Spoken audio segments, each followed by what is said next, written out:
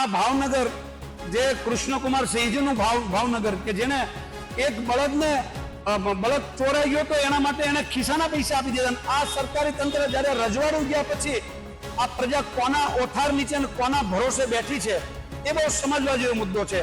તંત્રે જો ખરેખર સકારાત્મક કામગીરી કરવી હોય તો આને હૃદયથી પોતાના આત્મા જગાડવાની જરૂર છે તંત્રે. આ આકરા શબ્દો હતા એ વ્યક્તિના જેણે ભાવનગરમાં થયેલા લઠ્ઠાકાંડમાં પોતાના પરિજનને ગુમાવ્યો છે.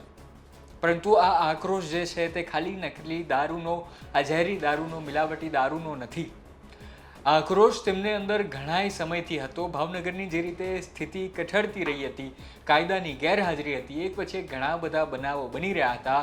ત્યારબાદ તેમના પોતાની સાથે, તેમનો અંગત વ્યક્તિ સાથે પણ આવો બનાવ બને છે ને ત્યારબાદ આ પરિજનના મોઢામાંથી આકરા વેણ નીકળે છે જે સીધા તંત્રને સવાલ કરે છે અને તેની સાથે ભાવનગરના મહારાજા કૃષ્ણકુમાર સિંહજીને યાદ કરે છે અને તેમના સમયનું ભાવનગર કેવું હતું તેની માટેની કલ્પના અને તેની માટેની જે આખી ધારણા બનેલી છે તે ફરી એકવાર આ તંત્રમાં, આ જનતા જે છે તે માંગી રહ્યું છે આ તંત્ર પાસેથી. પરંતુ તંત્ર એમાં કેટલું સાચું પડશે તે આપણે સૌ જાણીએ છીએ. જો એ સાબદું હોત, જાગતું હોત તો આવી ઘટના ન જ બનતી. 1960થી ગુજરાતમાં દારૂબંધી છે, છતાં પણ આ પહેલો કે છેલ્લો લઠ્ઠાકાંડ નથી કે થયો હોય. ખાલી તંત્રનો આમાં વાંક નથી, વાંક પીનારાઓનો પણ છે, વાંક વેચનારાઓનો પણ છે, વાંક એમનો પણ છે જે પીવે છે તેવું જાણે છે, જે વેચાય છે ક્યાં વેચાય છે તેવું જાણે છે, છતાં ચૂપ છે. તમામ લોકોની આમાં જે દોષ છે તે આપણને દેખાઈ રહ્યો છે. પરંતુ અત્યારે સૌથી પહેલાં એ પરિજનને સાંભળીએ જે પોતે આક્રોશમાં છે અને તંત્રની સામે આકરા સવાલો કરી રહ્યું છે. તાત્કાલિક ઘટના તો મને એમ લાગે છે કે પ્રજા સહન કરતા શીખી ગઈ છે. કોઈ પણ વ્યસનથી, દારૂબંધી હોય કે ડ્રગ્સ હોય કે શોષણ કે પઠાણી ઉઘરાણી, અત્યારે હાલનો મુદ્દો છે દારૂના નામે લઠ્ઠાકાંડ. દારૂ તો વેચાય છે. જો ગુજરાતની અંદર દારૂ ન મળતો હોય તો આ જે આ યુવાન ધન છે એ દારૂ તરફ થોડા વળવાના હતા.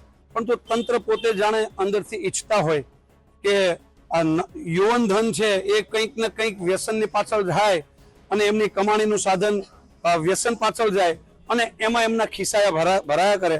પરંતુ આ દારૂનો તો ઠીક છે, હવે હું માનું ત્યાં સુધી ઝેરી દારૂ છેક ભાવનગર સુધી જો પહોંચી ગયો હોય તો આપણા ઘર સુધી જો સરકારી તંત્ર, પોલીસ તંત્ર હોય કે બુટલેગરો મારફત ઝેરું દારૂ તમને વેચાતો મળતો હોય તો એ મને લાગે ત્યાં સુધી પ્રજા માટે બહુ દુર્ભાગ્ય કહેવાય કે આપણે જેને માય બાપ ગણીએ સરકારને, અને એ સરકાર આ પ્રજાનું શું ધ્યાન રાખે છે એ તમને આ લઠ્ઠાકાંડ પછી તમને પોતાને સમજાશે કે સરકારને પ્રજાની સાથે કશી લેવા દેવા ન હોય.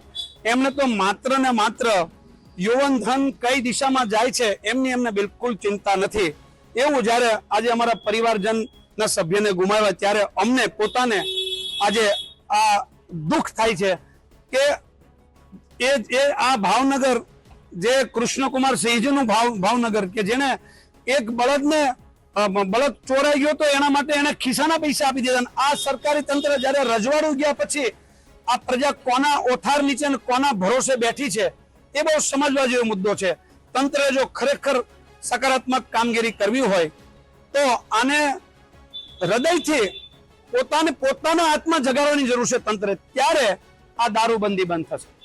આ ઘટના 16 ઓગસ્ટે બની હતી. 16 ઓગસ્ટના રાતે જ્યારે દારૂ પીવામાં આવ્યો એક બેઠકમાં અને ત્યારબાદ એક પછી એક 20 ગામના લોકો જે હતા તેમાં આવી રીતે જેમણે નકલી રોયલ સ્ટેગનો દારૂ પીધો હતો તે તમામ લોકો ઊંઘ્યા બાદ બેચેન થઈ ગયા, અડધા બેભાન થઈ ગયા અને તેમની તબિયત જે છે તે લથડવા લાગી અને ત્યારબાદ પોલીસને આખો આ મામલો સમજમાં આવ્યો.